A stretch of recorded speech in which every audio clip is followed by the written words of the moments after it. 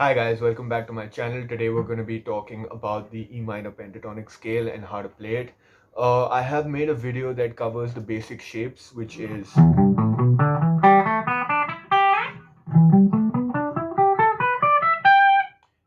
I'm going to link that video on the left or the right if you want to get into complete basics of the scale and how it works, what are the frets, how to go about playing it, the wrist position, the nitty-gritties, the explanation of also how the fretboard works, and where the harmonics lie and how to find how to progress through the neck when it comes to the pentatonic.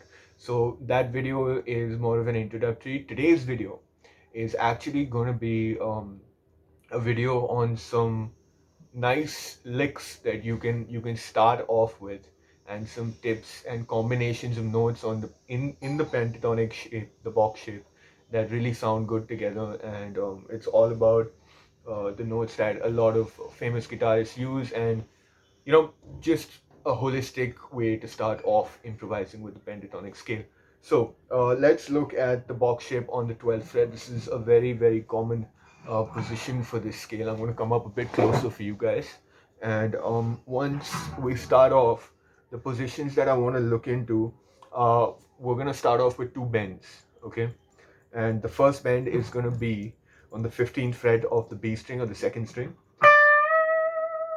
And what that bend is, it's actually raising the frequency of this note all the way up to this note 2 frets ahead, because the 15th fret is a D note and the 17th fret is an E note, and we are playing an E minor pentatonic. So using this as like a concluding lick or an opening lick, for example, if I had to use it as an opening, just a bend, and that itself sounds really nice. And that was really basic. It was just a bend, a back and forth with the two notes in the shape, and then I resolved it on the fret that I was talking about, that is the E note. Now, something to know is, if we take the 17th fret, which I've just told you is an E note, we now know that on the B string, and we drop down one string to the high E string, and we count 6 frets backward. So then we end up on the 12th fret of the high E string, which is also an E note. So that brings up a new possibility with this bend.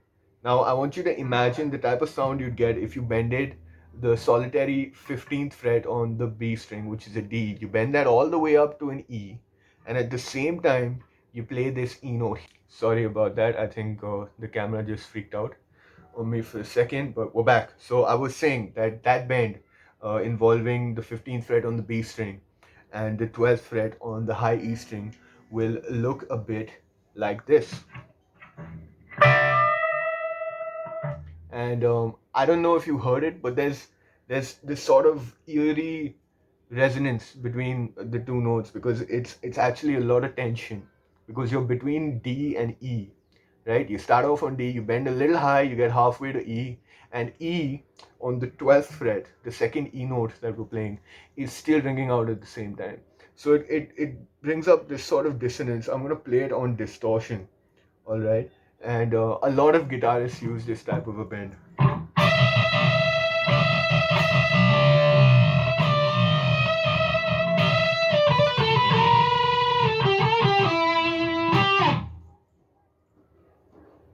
So right there we saw what it sounds like to bend those together.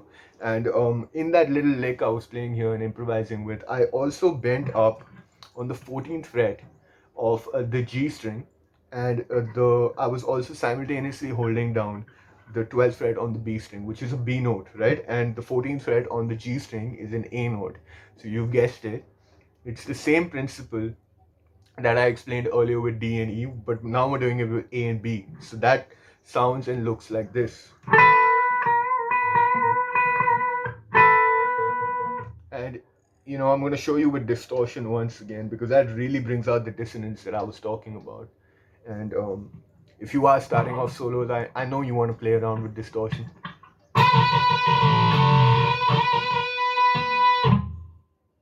So that's how I do it.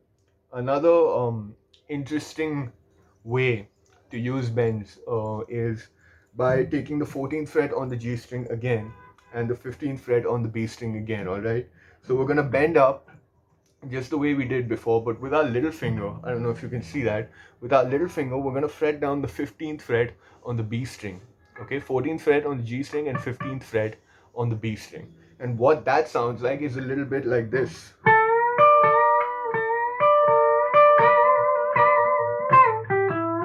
So it's a more like country bluesy kind of sound, but you can also very well use that in rock guitar solos. A lot of metal guitarists have also used it.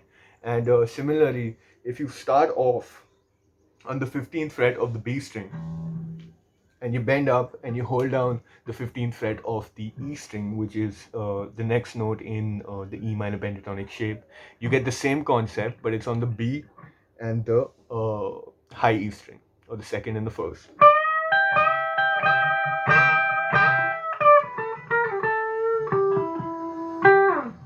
And those are our first two concepts, the different types of bends that you can look at, starting on the 15th fret and the 14th fret. Now, this is with respect to E minor, but you can do the same thing in an A minor position, which would sound a little different, but it's pretty much the same, path of notes that you're taking.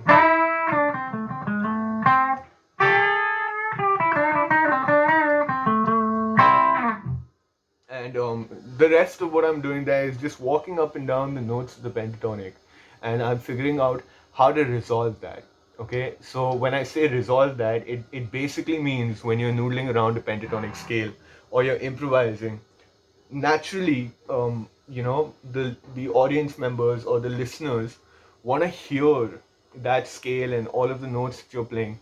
They want to hear those notes resolve in E minor. Suppose you're playing on the E minor pentatonic, so they know that E is the place where the ear wants something to end in. It wants a lick to end in it.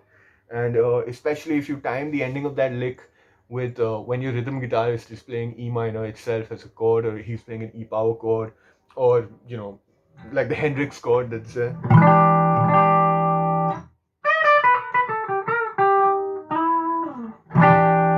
so if you time that at the same time, it just sounds really satisfying to who's ever listening to your piece. And that's that. So how we resolve in the E minor, one of the most common ways to do it is to walk down from the notes of A, G, and then to E. By walk down, I basically mean this.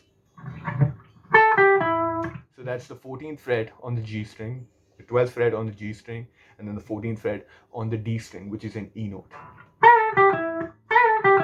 I'm adding a little bend in there when I play that first note, just for a little bit of character. But you can also very well, skip the bend and just do it like. And then you want to memorize some more positions of this. So if I've talked about octaves before, right? If I'm playing the 14th fret on the G string, then if I go 2 frets back and I go 2 strings up, so that's we go 1 string up, that's the D string, 1 more string up, that's the A string, right? So 12th fret on the A string and 14th fret on the G string are basically the same note. That's the way the fretboard works. You can do it anywhere else. So this note, the 4th fret on the A string and the 6th fret on the G string, they're the same notes. They're just an octave apart. One's higher in pitch and one's lower. So we want to memorize the those 3 notes and find more positions where we can play it. So if we're playing, then we can also play. If we're playing the same thing, but we want to play it up high, we want to make it like a really screechy sound. And how did we find that out? Because the 14th fret of the G string and the 17th fret of the high E string are the same notes. So that's how octaves work, right? So for the first 3 strings, it's basically 2 strings down and 2 frets ahead. And then the second you hit the D string. So for the first 2 strings, that's the case. The second you hit the D string or the 4th string, it's 2 strings down but 3 frets ahead.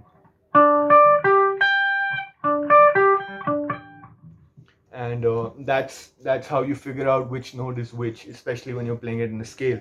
So you can go through the three octaves of resolving in E, like this.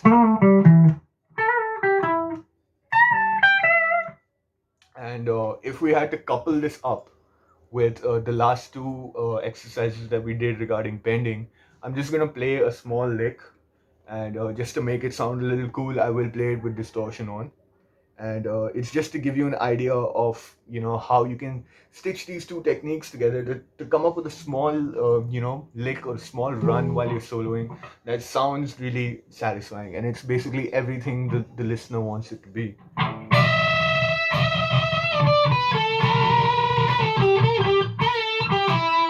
And that was a little I was just figuring out what to do, but if you're playing in rhythm and you just want to start going,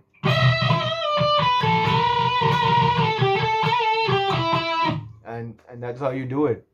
And you should keep in mind the timing of the song, how fast the rest of the band is playing, and in the chord sequence when that E minor is going to come. So if I know the chords or something like,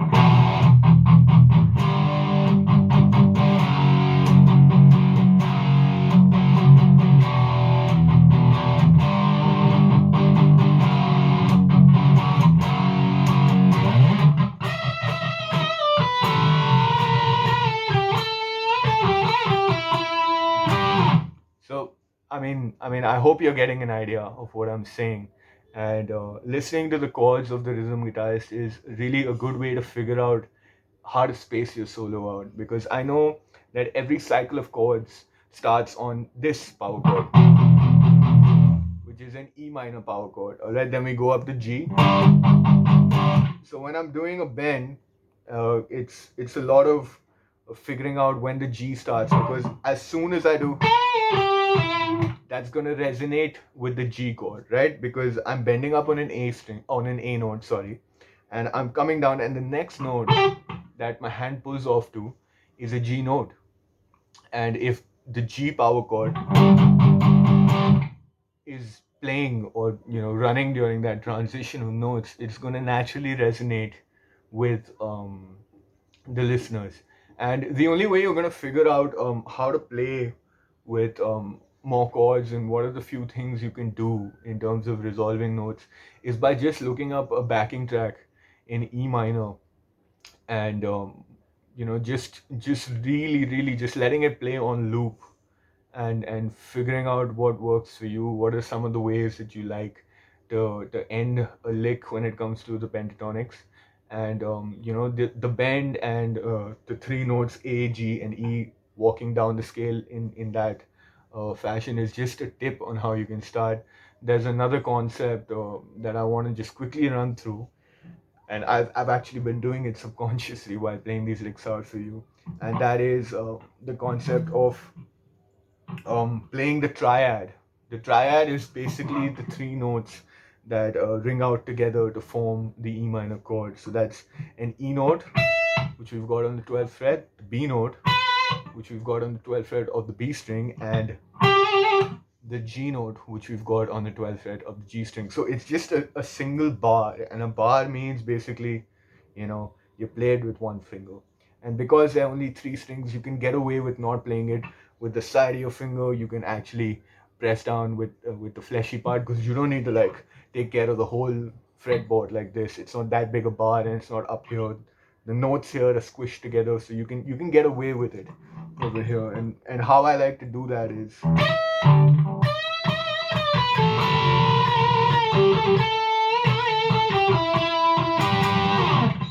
so what I'm doing is I resolve with the A, G, and E concept that I just finished talking about, and then just to send that home and sort of end it on a crunchy note, I play the same triad, and the triad involves the same notes, which is E, um, and G, and there's also a B note in there, all right, which adds a nice like complementary resonance to the A, G, and E walk down. And I'd say to start off, these are some good tips. I want you to take them, and I really want you to rip them off. When I say rip them off, I mean obviously learn it exactly the way that it is, exactly the way that I've said it, but at the same time, try to do it a little differently in your own way. So, for example, if I was talking about a bend, you don't need to play it in the same time that I played it. You don't have to play it at the same tempo. You can very well do,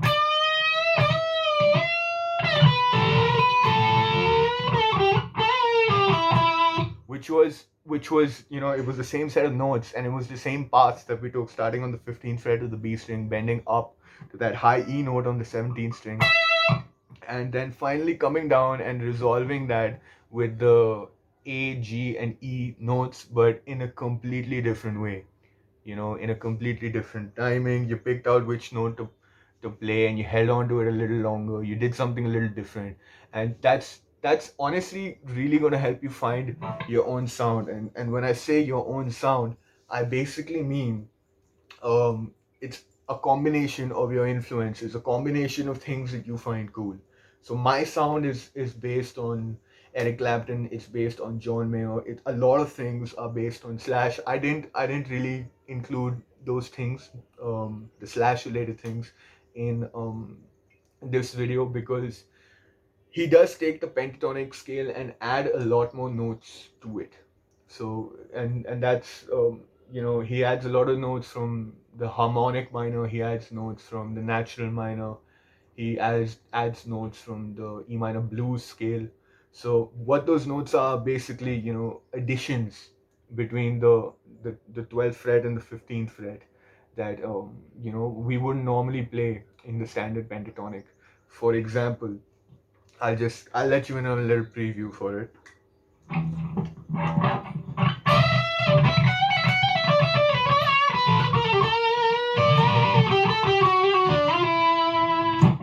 So right there, when I was playing it, I didn't just play the 12th fret and the 15th fret, or the 12th fret and the 14th fret while I was on the G string. I actually added the 14th fret on the E string, and what I did after that was I hammered on and pulled off, which is a legato technique, and Slash loves to do that. Even guitarists like Stevie Ray Vaughan, he's a legendary blues guitarist. He also loves to do that. So technically, that 14th fret that I added there would be considered, you know, an outsider when it comes to the pentatonic scale, because the pentatonic basically means penta as in five and tonic as in tones, so five tones. And Slash really adds little intricacies to those five tones. And what I did on the second string was I also added the 14th fret, and I bended that very slightly. So I bended it up to the 15th fret, which makes it, a little more.